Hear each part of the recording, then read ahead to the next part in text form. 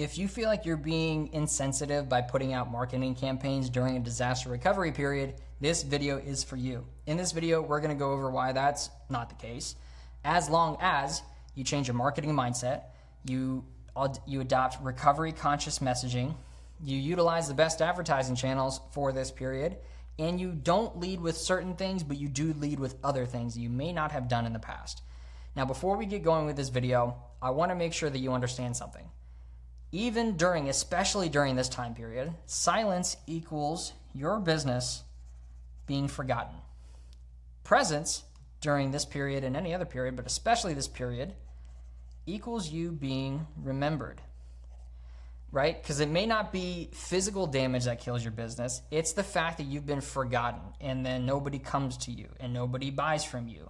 You may have been the best at what you do, but if you're not still putting yourself out there, even if you're the industry leader, even if you're the local leader, whatever, if you're not still putting yourself out there, people will forget, even if they loved you.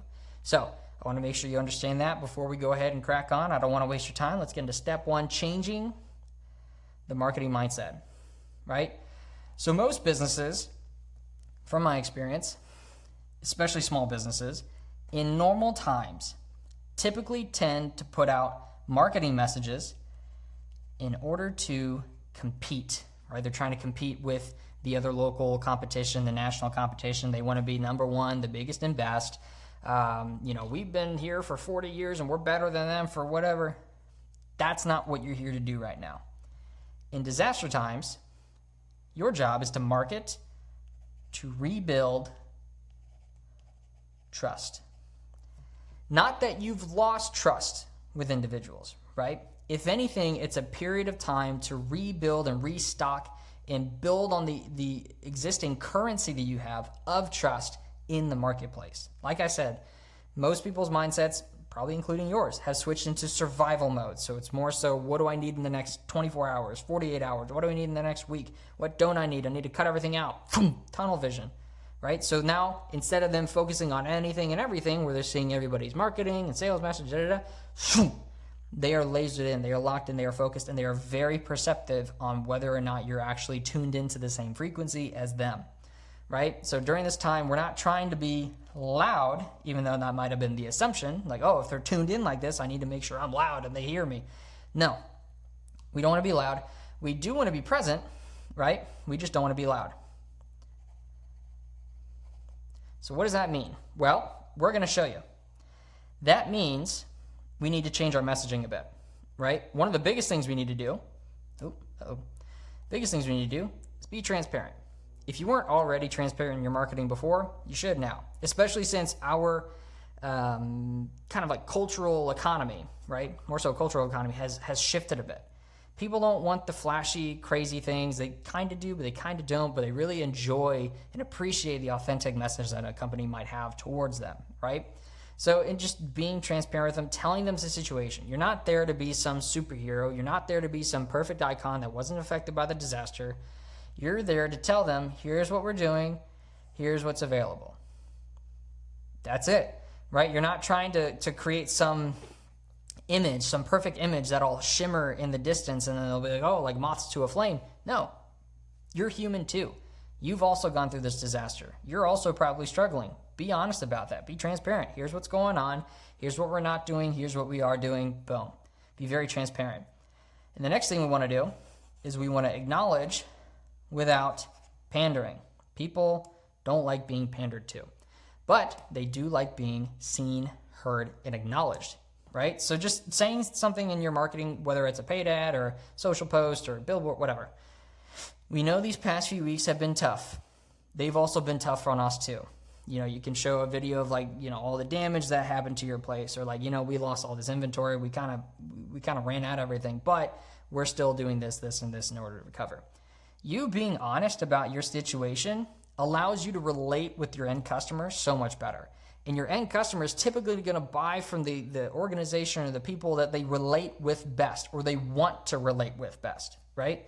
So by doing this, just acknowledging the fact that it's tough right now and not just trying to glide right over it or pander that overly acknowledge and overly pander to the individuals. Just say hey, look, here's the situation. Boom. That's going to go a long way.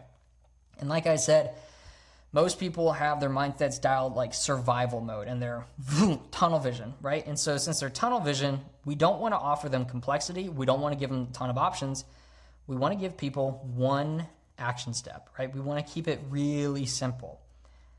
Nobody wants to do any real mental homework. Nobody wants to do any choices. Nobody wants to do fill in the blank. They want to survive. They want to ultimately get through this period as fast as they can.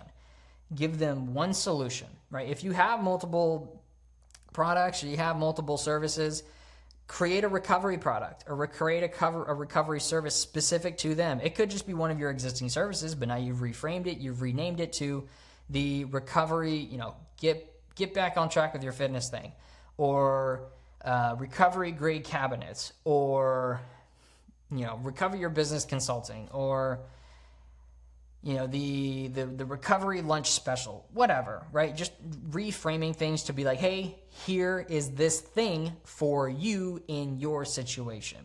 One action step, keep it simple, right?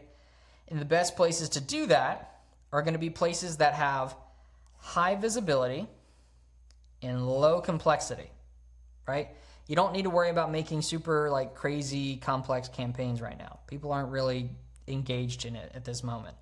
Something that's highly visible, aka somewhere where they're going to be all the time. One of those places that they're going to be all the time, text messages. Because even during a disaster, for example, I'm based out of Southwest Florida, Fort Myers, we've been smacked by lots of hurricanes over the past few years. One of the big ones was Hurricane Ian. And during Hurricane Ian, our cell towers were actually knocked out. So we didn't have cell service for about 3 days, I think, 2-3 days. So even then, communication was back up online pretty quickly. And even then, even though the cell towers were down, you still had the base level SMS service that you could still kind of communicate with emergency personnel with, right? So it's not that communication is completely gone, but this is definitely one of those mediums that has a very strong infrastructure, right? So text messaging is going to be a great place to be able to reach your ideal clientele during this time. Next is going to be, not that it has to be this platform, but any sort of Instagram Reels and stories. Or if you don't like Instagram, do Facebook. If you don't like that, do TikTok. If you don't like that, do Snapchat or whatever it is that your business use, right? Doing Instagram Reels and stories. I'm going to kind of jump over this third one here, but really what you want to do on these Reels and stories, you're not doing promo videos or anything super doctored up or anything like that. You're just doing short personal videos, right? Do a little behind the scenes. Do an update. Just you grab your phone and record and say, hey, this is so-and-so with this business. We had to shut down for a week because of the damage and whatever. We lost all of our inventory, but we've been working as hard as we can to get it all back. And we do have one product that's available, and we're here to deliver it to you. Just simple things like that. Just giving people updates, right? Because you see your aunt posting on Facebook all the time, saying oh my gosh, my nephew got this, or oh my gosh, my daughter did this, and oh my gosh, and it's just update after update after update. And she's a little insufferable. That's fine. But with a business, right, giving those updates at least gets people into your ecosystem in your life so they understand what's going on. Right? Because I remember going through this myself after a disaster. I was thinking there's a bunch of businesses that I like that are still open, but I had no idea. One, because we weren't really allowed to travel around for very far after the disaster. But even then, you never really heard from them. They weren't putting out updates on their Google My Business page. They weren't putting out updates on Facebook. They weren't putting updates on Instagram. You had no idea what was going on. And then 3 months later down the line, you're like, you know what? I'm going to go check out that restaurant I really like. I haven't heard from them, but I'm going to go check it out. Come to find out, they'd already closed down a month ago. I had no idea, right? So just putting out these short little personal videos goes a long way. And not only just giving people updates that you're around, but giving people updates that you're also human too. You're also going through the disaster. You're doing everything you can to stay open for them during this time, right? So that's huge. And I mentioned it in that little spiel right there, but the last place you want to look at is Google My Business. If you don't already have a Google My Business set up, highly recommend you go ahead and set it up. It's free, right? And with Google My Business, when you're setting up that profile, and that's whenever you search something online on Google and the little card comes up on the right-hand side, it might have their address, their name, their phone number, their email, their services, whatever on the side. That's what that is. You definitely want to get one of those. Like I said, it's free. Now, you don't need a physical location to have one, right? Because as you're going through the process of setting it up, it will ask for a physical location. Our company, Economic Recovery Center, we don't have a physical location. We're online. We're purely online. We're remote. We can go in person to a lot of places, but we're remote so that we can cover the entire nation, right? So, but even then, we still have a Google My Business profile. Now, it was kind of a pain to get it set up, but it is still possible. So, highly recommend you get a Google My Business profile up and running. And to really kind of tie this all together, at least the channels part, you really want to make sure you're showing your face and your voice. Why? It builds one of the most valuable currencies you could possibly have during this time, and that is trust. And I just completely wrote over those words, but you got it. You want to rebuild trust during this time. As I mentioned in the beginning, trust is your most valuable currency in this moment. When people are in survival mode, they need to rely on people they can trust. Not who says they're the best, not who's the most flashy. Who are the people that we can rely on? Who are the people that we can trust? Show your face and show your voice. People don't care about doing business with businesses. They care about doing business with people. People go, I mean, me personally as well. I don't go to restaurants just because I like the chain. I go to restaurants because there's somebody that works there that I really like, and I get the same waiter, I get the same bartender every time, right? So that's what you're working on. So we want to make sure you're using your face and your voice in your marketing and messaging so that you can rebuild trust in this area. Now, lastly, I want to make sure that you understand that what we're doing during this time. We're showing our face, we're showing our voice, we've changed our messaging, we've changed our mindset around marketing. Now, one of the last things we need to do, which is very highly ingrained into a lot of business owners, is we don't want to lead with a discount. No discounts for disaster victims? Hold on. We don't want to lead with a discount. We want to lead with heart. Aw, that's adorable. So, what do we mean by this? This is where we're really getting into that. Oh, I'm covering it. This is where we really get into that area of we're trying to be transparent. We're trying to rebuild trust. We're being authentic. We're being truthful with what's going on in our own world, right? Not just the business, but us as well. We're back in action, right? If you had to close down, you're coming back open. We saved you a spot, right? We're not saying like, hey, we're back. You get 10% off. No, you're not just shouting numbers and shouting whatever. We're saying, hey, we saved you a spot. Hey, we have a recovery product for you. Hey, our recovery service is now live. Whatever. We're back. We're here to help you. And that goes into this reconnection campaigns, not promos, right? So we're not putting out the emails of, save 10% off till next Friday because of disaster sale. Disaster sale? Come on, man. Because you're leading, and the only reason why that's bad is you're leading with numbers and you're leading with money first. What you want to do instead in this reconnection campaign, hey, we're back in action and we've put together something just for you. We understand you're going through a tough time. We are as well. And we want to try to help you during your tough time as much as we possibly can. So we're offering 10% off, right? The 10% is still there. I've mentioned it way later. I've started everything up front with the story of, hey, I get it. I'm going through it too. You're in a really bad spot. You're going through a disaster. I got you. I want to help you out as much as I possibly can. Here's the 10%. Not, hey, we got 10% off. Come on in. It'll be cool. No, stop that. And lastly, invite them into your world with these videos. Share your story with these videos or the text messages or whatever. But honestly, if you really are struggling, it is a very fair question to ask for support. Very, very fair to ask for support, especially if you're a local business, right? So if your local business has been in the area for 5, 10, 20, 30, 100 years, whatever, and you service a lot of people in your local area, you're going to have a lot of fans. You're going to have a lot of support.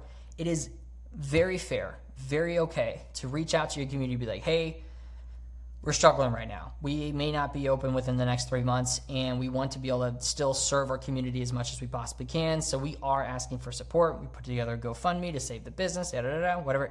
It's fair to ask for help. Everybody else is asking for help. Why aren't you allowed to ask for help? Newsflash, spoiler alert, you are. You're allowed to ask for help. So, with all that said, here are a couple final thoughts for you. So we can go ahead and close this out. marketing after a disaster, right, is not about sales. You might have realized that throughout this entire presentation here, I haven't really talked about money all that much, except for saying don't lead with discounts, right? Yes, you need money. Yes, you need sales. Yeah, sales are the lifeblood of the business, and they're required in order for the business to survive. However, no one's thinking about business survival. They're thinking about overall survival, right? So it's not necessarily about sales. It's about service. How can you be of service to the community? How can you be of service to your neighbor, right? That's where we go back up here, right? We're not telling them, hey, we have a 20% discount for you. No, we're not doing this. We're saying, hey, we're back in action. We want to reconnect with you. We want to help as much as we can. In order to help you, we have 20% off or whatever, right? That's the difference. It's the way that you say it. So we're here to be of service to the community, not to sell to the community. Very big shift. Same result, very big initial shift, right? We also want to make sure we're showing up, we're speaking up, and we want to let people know that we're still here. Like I said, there were a couple businesses in my own area where I tried to go visit them and they were gone and I had no idea. They never posted anything on Instagram. They never posted anything on Facebook. I never got a text message in their text messaging system. Nothing. Make sure you're still present, putting your face out there. We're not being loud. We're just being present. Now, with all of this, right, I hope that you got a lot of value from this. I hope you understand how you need to change your marketing message going into a disaster recovery period.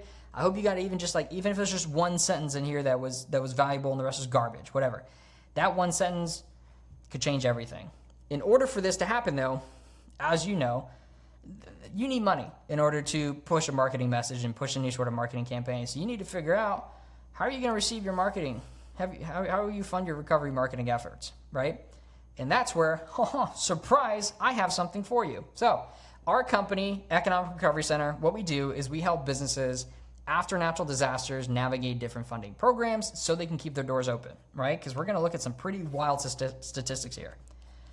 1 out of 10 SMBs, that's small businesses, are hit by disasters.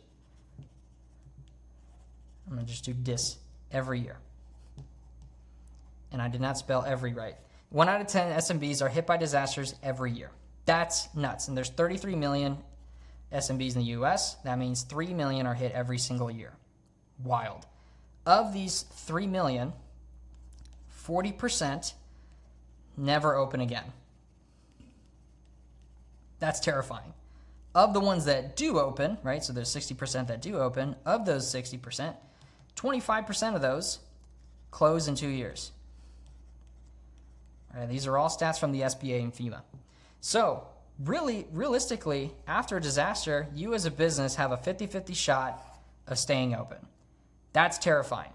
So if there was a solution out there that changed this 50-50 into a 90-10, 80-20, 70-30, even if it was just a 60-40 shot, where you have a better chance of coming out on top, you'd probably want to look into it, right? Probably. Well, luckily, there is a solution right here. The reason why we did this is because, as I said, I'm in Southwest Florida. We got hit by a hurricane. I saw businesses closing down left and right who had a shot of staying open, right? Because the only reason why all of these businesses are shutting down left and right is because of a lack of cash. Whether that's a lack of sales, a lack of reserve capital, unable to go find capital, it all comes down to a lack of money, which is exactly what Economic Recovery Center does. So if you're a business that's been in a disaster area and you need help recovering from the disaster, go to www.economicrecoverycenter.com, book a call with one of our specialists, and we'll see how we can help you out after the disaster. I hope you found this video helpful. If you did, feel free to like it. Comment below any questions if there was anything that was confusing, or maybe it wasn't covered well enough, or anything you just want further clarification on. Comment those down below and be sure to subscribe. We put out videos just like this every single week so we can help as many businesses as possible overcome these disasters so that this 40% no longer becomes a thing and this 25% no longer becomes a thing, that this 50-50 right here ultimately becomes something even better. So with that, I hope you have a fantastic rest of your day. Good luck out there. We'll see you next time.